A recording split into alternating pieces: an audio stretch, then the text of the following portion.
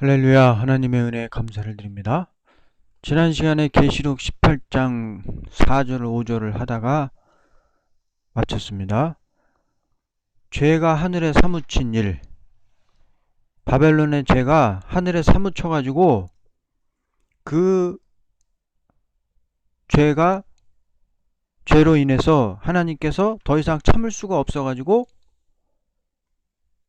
두 배로 갚아주는 재앙이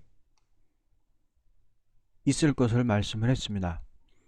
그래서 이 바벨론에 지은 죄, 바벨론 세상이 지었던 죄, 첫 번째는 정치적으로 범한 죄다라는 것을 지난 시간에 말씀을 드렸고요. 오늘 두 번째는 사상적으로 범한 죄가 있습니다. 이 바벨론 세상이 사상적으로 범한 죄는 무신론 사상이라는 거거든요. 그래서 무신론 사상이라는 것은 최후의 인심을 악화시키는 그런 죄입니다.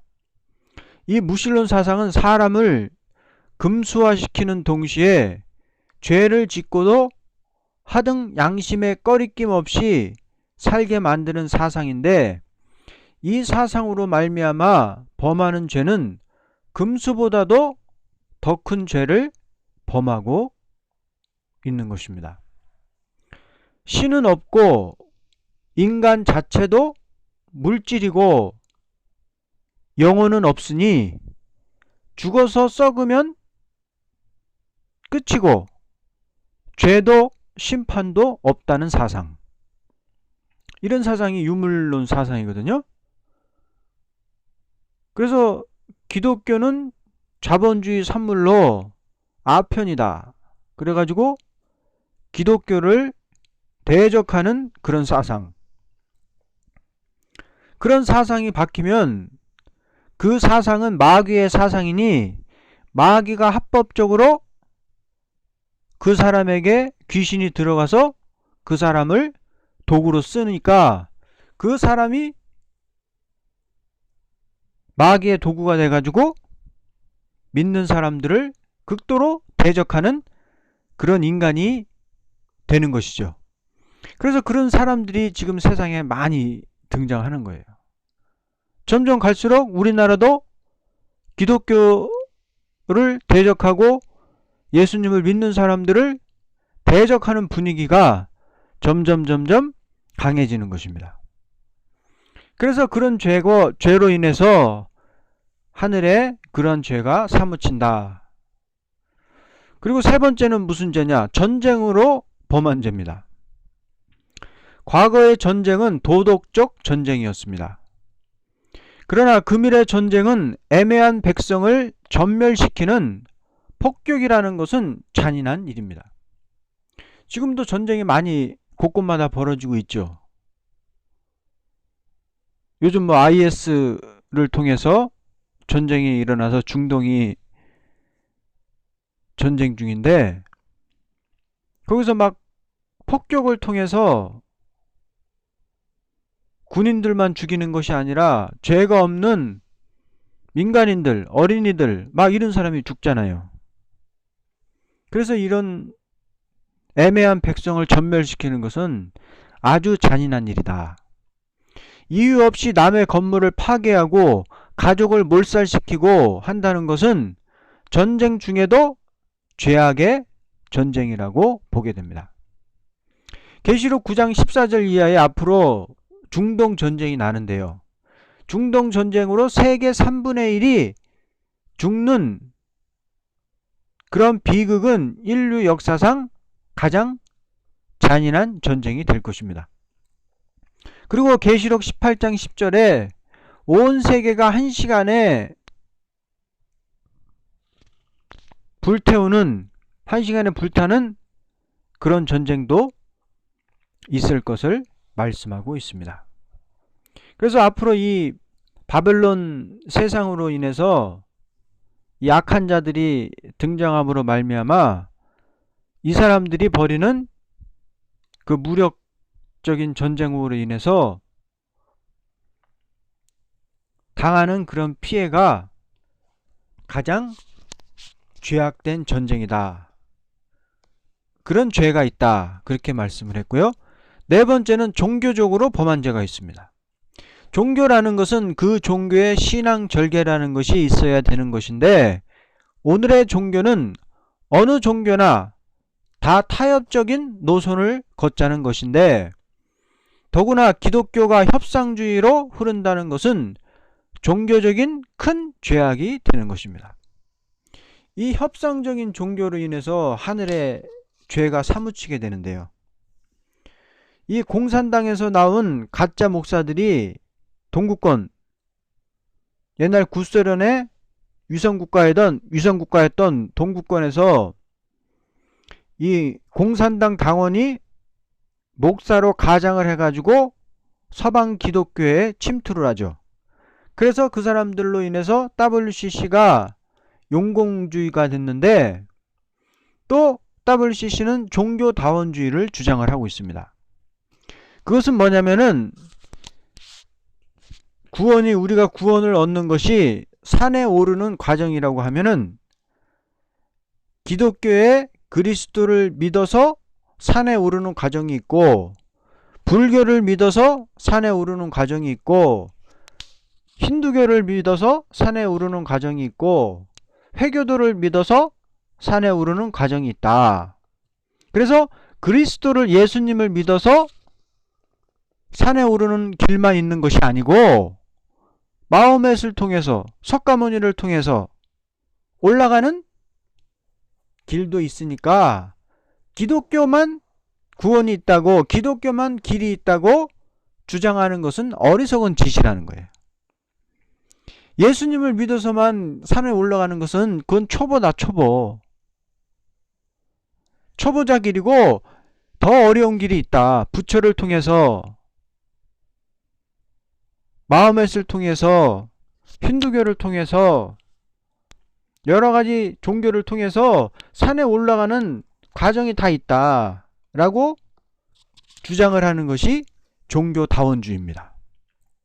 그래서 이런 그럴듯한 말을 통해서 성도를 미혹을 하는 거예요. 그래서 교회를 망하게 하는 그런 종교적으로 범한 죄가 하늘에 사무쳤다. 그렇게 말씀을 했고요. 다섯 번째는 방랑적인 자유의 죄악이 있습니다. 오늘날 소위 민주주의라는 간판 밑에서 극도로 사람들이 방랑 생활에 다수의 악당들이 주권을 쥐고 사회의 도덕까지라도 다 파탄을 당하는 현실이라고 보게 됩니다.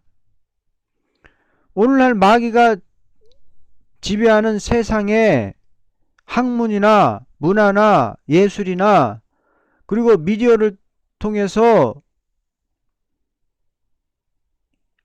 인간의 윤리 도덕이 다 무너진 그런 세상이 되었습니다. 사람들이 방랑적이고 방탕적인 생활이 되어서 의로운 자를 찾아볼 수 없는 그러한 때가 바로 지금 우리가 살아가고 있는 시대인 것입니다. 그래서 이런 방랑적인 자유의 죄악이 온 세상에 다 퍼져 있어요. 그래서 그런 죄악이 하늘에 사무쳐서 하나님께서는 이 다섯 가지 죄악으로 인해서 온 세상을, 바벨론 세상을 심판을 하신다. 그러면 대략적으로 보아도 정치, 사상, 전쟁, 종교, 자유로 짓는 죄가 하나님이 진노하지 않을 수 없는 일이라고 보게 됩니다. 무엇으로 보든지 이때는 죄악이 하늘에 사무치는 때라고 보게 되니, 이때 하나님의 백성은 이 죄에 참여하지 않아야 재앙을 받지 않을 것이니 성별된 생활이 있어야 될 것입니다.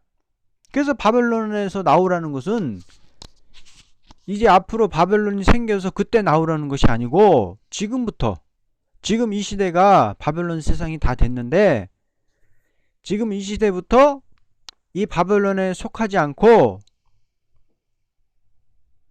정치적으로, 사상적으로, 전쟁, 종교, 방랑적인 이런 5가지 죄악이 있다는 것을 알고 여기에 절대 속하면서는 안 되고 정말로 거룩하고 성별된 생활이 있어야만 마지막 때 하나님의 쓰임받는 종이 될 수가 있고 하나님의 보호받는 가정이 될 수가 있다 라는 것을 우리는 알아야 합니다.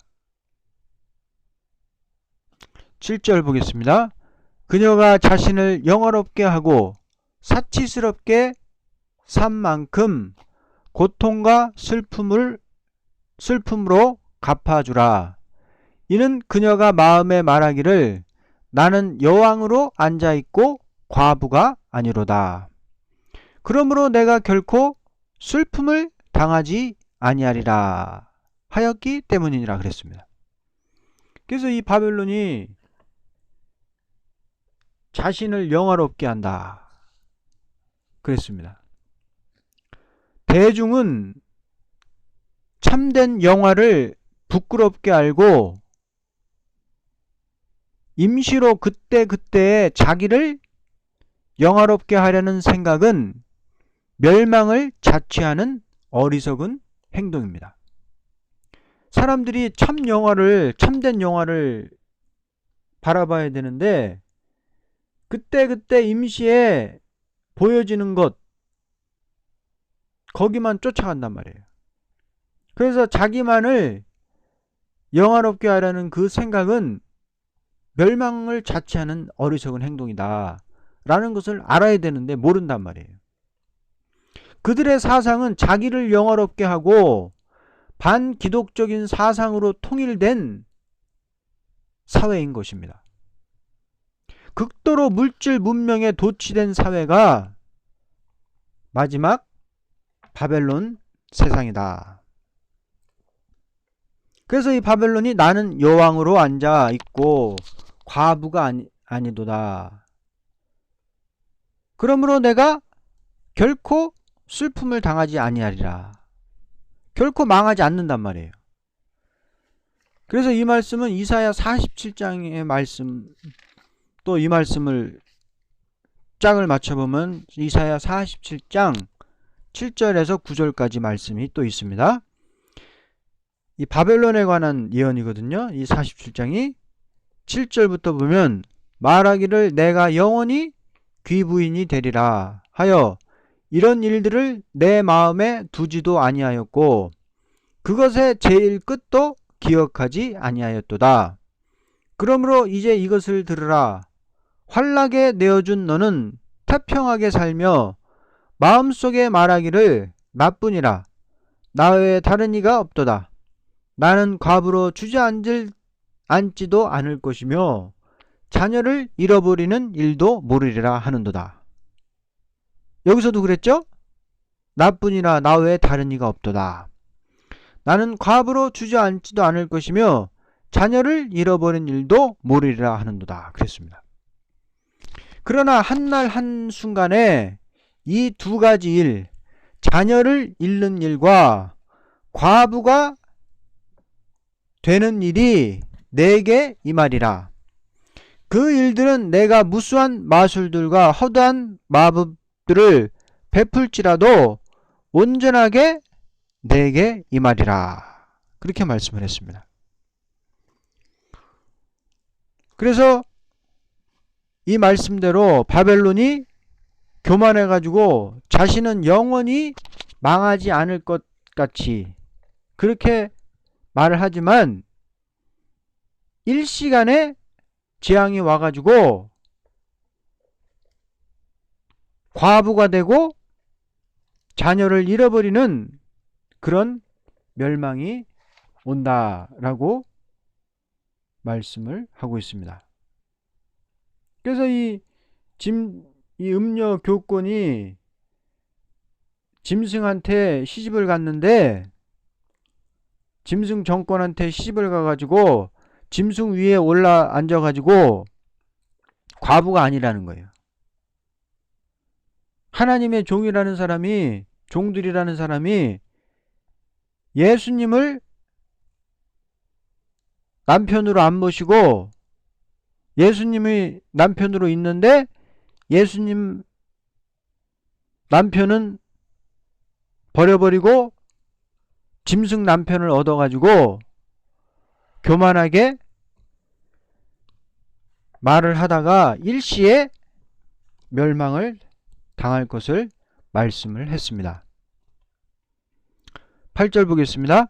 이로 인하여 그녀의 재앙들이 하루 만에 닥치리니 슬픔과 죽음과 기근이요 또 그녀는 불로 완전히 태워지리니 이는 그녀를 심판하시는 주 하나님은 강하시기 때문이니라. 그렇게 말씀을 했습니다. 그래서 7대접이 1시간 만에 불태우기 전에 바벨론 세상이 타기 전에 7대접이 부어져 가지고 죽음과 슬픔과 기근이 왔죠. 죽음과 슬픔과 기근이 왔는데 이제 짐승이 완전히 바벨론 세상을 핵폭탄을 통해서 완전히 태움으로 말미암아 이 바벨론이 심판을 당한다.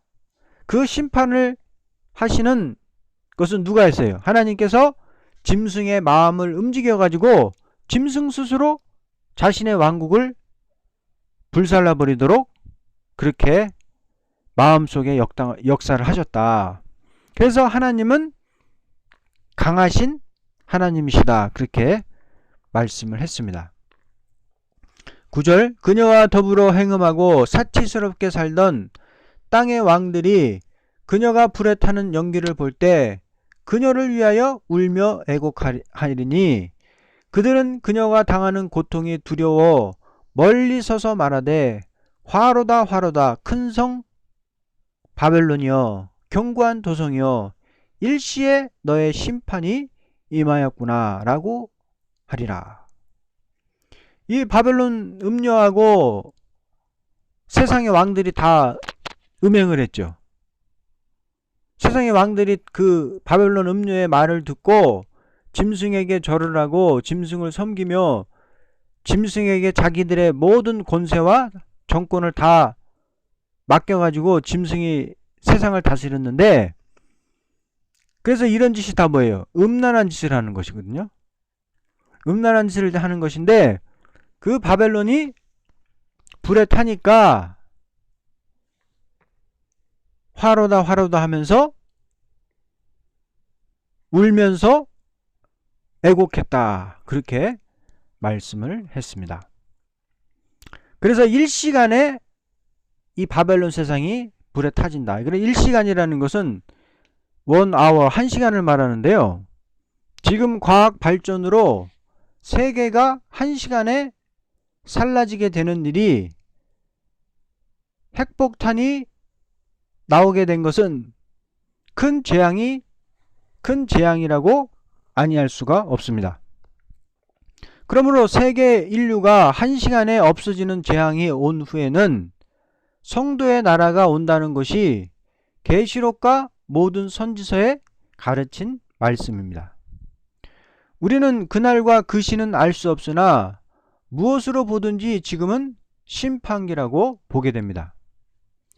그러므로 우리 성도들은 바벨론이 받을 재앙을 받지 말라는 경고의 나팔을 나가서 불 때가 왔다고 봅니다. 지금은 이 경고의 나팔을 부는 마지막 변화 성도의 역사가 일어나야 할 때입니다. 부활 성도가 전하는 복음은 속죄 구령이었지만 변화 성도 14만 4천이 전하는 복음은 내 백성아 거기서 나오라. 그 죄에 참여하지 말고 그의 받을 재앙들을 받지 말라.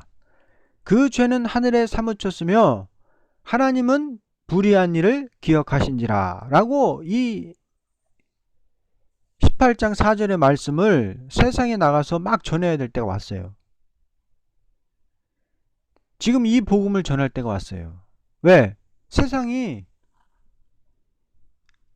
죄악이 하늘에 사무쳤어요. 죄를 너무 많이 져가지고 정치적으로, 사상적으로, 종교적으로 방랑적으로 너무나 죄를 많이 져가지고 그 죄들이 막 하늘에 사무쳤다고요. 그런데 그 바벨론 세상에 빠져가지고 세상이 너무나 화려하고 사치한 세상이 되니까 성도들이 다 물이 들어버렸단 말이에요. 그래서 그 물들어 있는 성도들을, 하나님의 백성들을 향해서 내 백성아 거기서 나와라. 그 죄에 참여하지 말고 그의 받을 재앙들을 받지 말고 거기서 나오라. 그 죄가 하늘에 사무쳐가지고 하나님께서 그 불의한 일을 기억하셨기 때문에 이제 재앙이 내리니까 빨리 거기서 나오라고 외쳐야 될 때가 지금 바로 이때라는 것입니다. 오늘의 어떤 교파를 막론하고 산 믿음이 있는 성도들은 다 하나같이 총궐기에서 한데 뭉쳐서 성별된 단체를 이루는 동시에 신령한 마지막 알곡들을 모으는 초대교회를 일으켜야 할 때가 왔다고 봅니다. 그러므로 계시록을 전할 자는 세상이 불타서 전멸되는 가운데서 재앙을 받지 않고 새 시대에 가도록 하기 위한 목적이니, 우리들은 각성하여 바벨론에서 주의 백성들이 나오도록 외쳐야 할 때가 왔다고 봅니다. 하나님은 강하게 용서 없는 심판을 내리니 일시간에 큰 도성은 망하게 됩니다. 그래서 심판주 되시는, 만왕의 왕 되시는 예수님께서 오셔가지고 이 세상을 심판하는데 용서는 없단 말이에요. 용서 없이 한 시간에 온 세상이 다 망해버린다. 그래서 그 한 시간에 온 세상을 망하게 하기 위해서 하나님께서 인간 과학을 최고도로 발달하게 해가지고 이 바벨론 마지막 세상은 인간의 지식과 인간의 과학과 인간의 두뇌가 최고도로 발달해가지고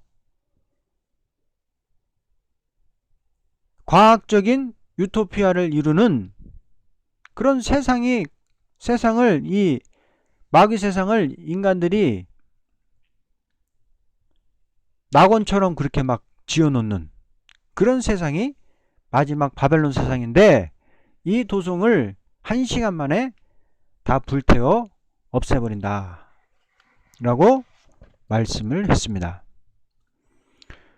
그런데 그 바벨론 세상하고 또 무역을 해서 먹고 살았던 상인들에 대한 내용이 11절에서 13절에 나옵니다.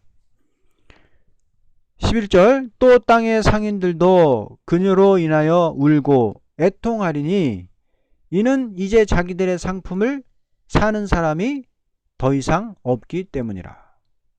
바벨론 큰 성, 바벨론 성, 엄청나게 화려하고 사치한 성, 이 성하고 무역을 해서 이 상인들이 먹고 살고 엄청나게 부를 이뤘거든요.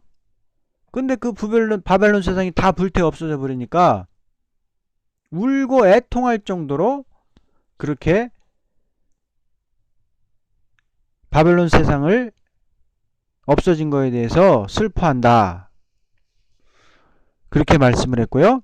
12절에 그 상품들은 금과 은과 보석과 진주와 세마포와 자주색 옷감과 비단과 주홍색 옷감과 각종 향목과 각종 상아제품과 아주 진귀한 각종 목재 제품과 놋 제품과 철 제품과 대리석 제품과 계피와 향료와 유황과 포도주와 기름과 고운 가루와 밀과 소와 양과 말과 마차와 노예들과 사람들의 혼들이라 그랬습니다. 그래서 그들이 만들었던 상품은 아주 최고도로 발전된 기술에서 화려하게 만들어진 상품들이다. 그렇게 말씀을 했습니다. 그래서 빠진 것이 없죠. 이제 심판기는 극도로 이렇게 화려한 세상이 된단 말이에요.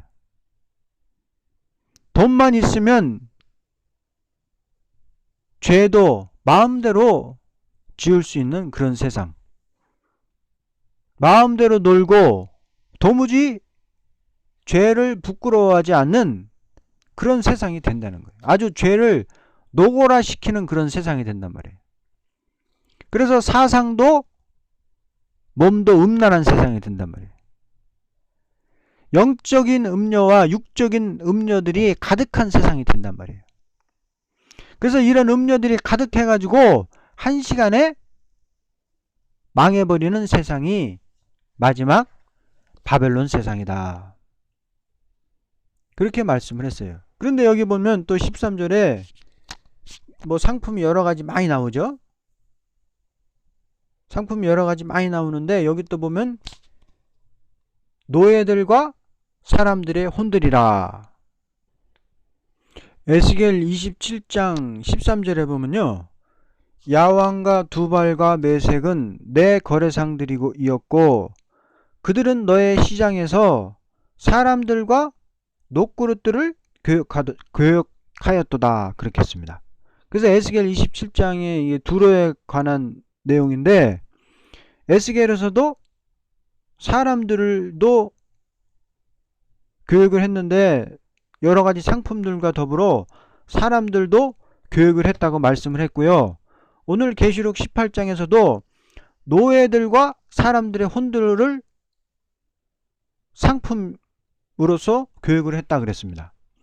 그래서 이 말씀은 어떤 말씀이냐면은 마지막 때는 이거는 제 개인적인 주장입니다. 제 개인적인 주장인데 마지막 때는 이게 인간의 과학이 최고로 발달한 시대가 이제 마지막 바벨론 세상인데요. 이때가 되면 아마 사람을 복제를 해가지고 그 사람들을 복제를 해가지고 그 사람들을 사고 파는 노예로 사고 파는 그런 일이 마지막 이 바벨론 세상에서는 있지 않을까. 왜? 죄악이 극도로 최고도로 노골화되는, 죄가 노골화되고 극도로 죄가 하늘에 사무치는 때이기 때문에 그런 죄까지도 이 마지막 때 바벨론 세상에서 그런 사람까지도 복제 인간을 만들어 가지고 사고파는, 노예로 사고파는 그런 일이 있지 않을까 하는 제 개인적인 주장을 한번 말씀드립니다. 그래서 오늘 바벨론의 멸망 13절까지 공부를 했고요. 14절부터 다음 시간에 또 공부를 하겠습니다. 아멘.